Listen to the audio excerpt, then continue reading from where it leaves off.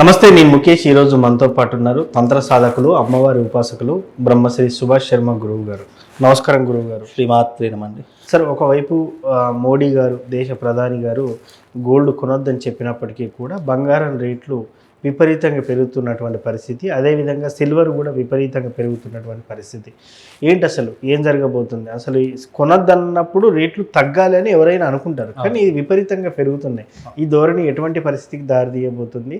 రానున్న రోజుల్లో బంగారం ధరలు నిజంగానే ఆకాశాన్ని అంటబోతున్నాయా? సామాన్యుడు కొనలేని పరిస్థితి ఏర్పడుతుందంటారా? తప్పకుండా తెలియజేస్తాను. ముందుగా వీక్షిస్తున్న ప్రేక్షకులందరికీ శ్రీమాత్రే నమః, శ్రీ గురుభ్యో నమః. యాదేవి సర్వభూతేషు మాతృరూపేణ సంస్థిత. నమస్తస్సై నమస్తస్సై నమస్తస్సై నమో నమః. నేను గతంలోనే చెప్పా, బంగారపు ధరలు ఆకాశానికి అంటుతాయి అని చెప్పి. బికాజ్ ఏంటి అని అంటే కనుక మోడీ గారు చెప్పినటువంటి మాట దేశవ్యాప్తంగా, ప్రపంచవ్యాప్తంగా విస్తరించింది. కానీ దేశ ఆర్థిక వ్యవస్థ కావచ్చు, దేశ పరిస్థితులు కావచ్చు, తారుమారయ్యేటటువంటి సిచ్యువేషన్స్, సమయ సందర్భాలు ఇప్పుడు అందరికీ కనిపిస్తున్నాయి. గతంలో యుద్ధ వాతావరణం వస్తుందండి, తర్వాత వస్తువుల ధరలు పెరిగిపోతాయంటే ఎవరూ నమ్మలేదు. ఈ రోజున చూస్తే కనుక వంట గ్యాస్ యొక్క బీభత్సం జరుగుతూ ఉంది. అలాగే పెట్రోల్, ఇంధనం సంబంధించినటువంటి బీభత్సాలు, అంటే కొరత ఏర్పడేటటువంటి పరిస్థితులు ఏర్పడుతూ ఉన్నాయి. బంగారపు ధరలు ఆకాశానికి అంటుతాయంటే ఇప్పుడు జూన్ 1వ తారీఖు ప్రారంభం అయ్యిందా? రాసి పెట్టుకోండి. బంగారం మనం కొనలేనటువంటి పరిస్థితి దాటి వెళ్ళవచ్చు. బికాజ్ ఏంటి అంటే ఈ యొక్క ఆర్థిక వ్యవహారము, ఆర్థిక పరిస్థితులు ఏంటి తారుమారయ్యేటటువంటి సందర్భాలు జూన్ 1వ తారీఖు నుండి ప్రారంభం అవుతాయి. ఎందుకంటే జూన్ 1వ తారీఖు రోజున గురువు మార్పు చెందుతున్నాడు.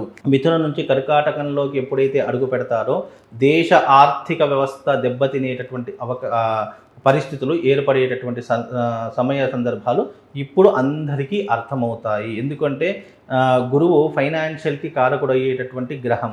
కాబట్టి ఈ గురుగ్రహం ఎప్పుడైతే మార్పు చెందుతుందో, కర్కాటకంలోకి అడుగు పెడుతుందో వైద్యపరంగా ఇబ్బందులు వస్తాయి. అలాగే ఇంధన పరంగా, అంటే వంట గ్యాస్ కావచ్చు, పెట్రోల్ కావచ్చు, ఆయిల్, క్రూడ్ ఆయిల్ కావచ్చు, ఇలాంటి ఆయిల్కి సంబంధించినటువంటి ఇబ్బందులు, కొరతలు ఏర్పడుతూ ఉంటాయి.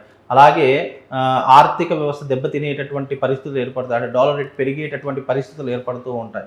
ఇలా పెరిగినప్పుడు ఏమవుతుందంటే కనుక వస్తువుల ధరలు కూడా ఆటోమేటిక్గా పెరిగిపోతున్నాయి. ఇప్పటికే మార్కెట్లో వస్తువుల ధరలు చాలా మట్టుకు పెరిగిపోయి, సామాన్య కూరగాయల దగ్గర నుంచి టిఫిన్ వస్తువుల దగ్గర నుంచి భోజనం చేసేటటువంటి పరిస్థితులు, హోటల్కి వెళదామంటే భయపడేటటువంటి పరిస్థితులు ఏర్పడేటటువంటి సందర్భాలు ఇప్పుడు వచ్చేసాయి. అంటే ఇక్కడ ఆర్థిక భారం పెరిగిపోయినప్పుడు వస్తువుల ధరలు కూడా 100% పెరిగిపోతూ ఉన్నాయి. ఇది ఖచ్చితంగా ప్రతి ఒక్కరూ గుర్తుపెట్టుకోవాల్సిన విషయం. రాబోయేటటువంటి రోజుల్లో ఆర్థికపరమైనటువంటి భారం భారతదేశం ఎదుర్కోవాల్సిన పరిస్థితులు ఏర్పడతాయి. అలాగే బంగారపు ధరలు, వెండి ధరలు కూడా, వెండి ధరలు తగ్గుతాయి కానీ బంగారపు ధరలు మాత్రం 100% పెరిగేటటువంటి సూచనలే మన దేశానికి కనిపిస్తున్నాయి. సో వెండి ధరలు తగ్గే అవకాశం ఉందంటారు? వెండి ధరలు తగ్గుతాయి, బంగారపు ధరలు పెరుగుతాయి. లేదా వెండి అంతకంతే ఉంటుంది. వెండి పెరిగితే మహా అయితే 100-200 రూపాయలు తులానికి పెరుగుతుంది. కానీ బంగారం అలా కాదు. పెరిగితే గనక ఒకేసారి, అంటే జూన్ 1వ తారీఖు నుంచి ఆగస్టు వరకు, ఇప్పుడు 1,52,000 రూపాయలు ఉన్న ధర ఆగస్టు వరకు నాకు తెలిసి 1,80,000 వరకు వస్తుంది. ఆగస్టు నుంచి డిసెంబర్ వరకు దాదాపుగా 2 లక్షల వరకు అయ్యేటటువంటి సూచనలు తప్పకుండా కనిపిస్తున్నాయి. కాబట్టి బంగారము, నేను గతంలో చెప్పా, బంగారము కొనుక్కోవాలంటే ఇప్పుడే అంటే అప్పుడు నేను చెప్పేటప్పుడు బంగారపు ధర 1,50,000 నాటికి ఉండేది. కానీ ఇప్పుడు అదే బంగారపు ధర 1,54,000, 57,000, 60 వారికి చేరుకునేటువంటి పరిస్థితులు ఏర్పడుతున్నాయి. కనుక బంగారం అనేటటువంటిది ఒక అసెట్, ఒక ఆస్తి. అది ఎప్పటికైనా కూడా మనకు ఉపయోగపడేటటువంటిది. అంటే చాలా, అది ఎవరు కొనుక్కోవాలి అది కూడా చెప్తున్నాను. డబ్బు ఉన్నవాళ్ళు, లేదా సేవింగ్స్ చేసుకుందాం అనుకున్న వాళ్ళు, డబ్బు పరంగా కాకుండా వస్తువు పరంగా మనం పెట్టుబడి పెట్టి, ఇప్పుడు నా దగ్గర 10,000 ఉన్నాయి, 10,000 లాకర్లో పెట్టాను అనుకోండి, ఆ 10,000 అలాగే ఉంటాయి తప్ప దానివల్ల ఎలాంటి ఉపయోగం. అదే బంగారం మీద ఇన్వెస్ట్మెంట్ పెట్టామనుకోండి, అంటే ఇన్వెస్ట్మెంట్ పెడితే అది పెరిగినా కొద్దీ తప్పకుండా మనకు కూడా డబ్బులు పెరిగేటటువంటి పరిస్థితులు ఏర్పడతాయి. అందుకే ఇన్వెస్ట్మెంట్ పెట్టాలి అంటే బంగారం మీద కొనుగోలు చేయండి, దాని మీద ఇన్వెస్ట్మెంట్ పెట్టండి. అది ఒక రోజు కోసమో, 2 రోజుల కోసమో, లేదా స్టాక్ మార్కెట్లో వస్తున్నటువంటి వార్తల కోసమే కాదు. అది ఇప్పుడు మీరు కొనుక్కొని పెడితే మీకు సంవత్సరానికో లేకుంటే 6 నెలలకో అది తప్పకుండా మీరు పెట్టినటువంటి పెట్టుబడికి రూపాయో ఇంట్రెస్ట్ తీసుకొచ్చి పెట్టేటటువంటి వస్తువు బంగారం. కనుక అది ఎప్పటికైనా పెరిగేదే కనుక తగ్గేటటువంటిది కాదు అనేది ప్రతి ఒక్కరు అర్థం చేసుకోవాలి. బంగారం కొనకూడదని నరేంద్ర మోడీ గారు చెప్పినటువంటి మాటలు ఏంటి అంటే కనుక దేశ ఆర్థిక పరిస్థితి బాగా లేదు. ఇప్పుడు మనం ఏదైతే మనము బంగారం మీద, పెట్రోల్ మీద, ఇంధనాల మీద అది మనం పెట్టుబడి పెడతామో అది మన దేశానికి రాదు, అది పరాయి దేశానికి వెళ్ళిపోతుంది.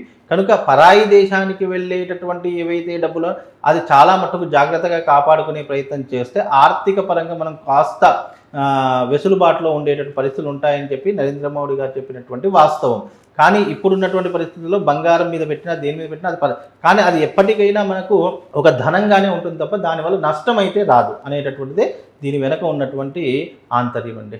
ఎస్, ఇప్పుడు మీరు అన్నారు ఇంకా కొద్ది రోజుల్లో 2 లక్షలు దాటే అవకాశం ఉందని చెప్పి. మరి రానున్న రోజుల్లో అంటే 1 సంవత్సరం 2 సంవత్సరాల తర్వాత కొంత సోషల్ మీడియాలో ఒక వార్త చక్కర్లు కొడుతుంది, 6 లక్షలు అవుతుంది, 8 లక్షలు అవుతుంది తులానికి అని చెప్పి. అంత అయ్యేటటువంటి సూచన ఇంపాసిబుల్ అంత కాదండి. కాకపోతే ఏంటంటే నేను గతంలో చెప్పాను, ఇప్పుడు కూడా అదే మాట మీకు చెప్తున్నాను.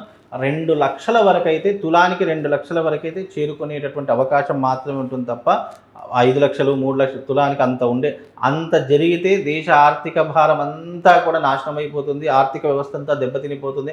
బంగారం అంటేనే భయపడేటటువంటి పరిస్థితులు ఉంటాయి. ఉన్న బంగారాన్ని అమ్మేసేసుకొని వేరే ఇల్లు ప్లాట్లో అట్లా కొనుక్కుంటారు తప్ప అంత రెట్టింపు అయ్యేటటువంటి పరిస్థితులు లేవు. కాకపోతే ఇప్పుడు ఈ మాసంలో ఇప్పుడు ఇది మనకు మే కదండి, మేలో మీరు బంగారం కొనుక్కోండి, జూన్ తర్వాత చూడండి మీరు కొన్నదానికి డబుల్ రేట్ ట్రిపుల్ రేట్ వస్తుంది.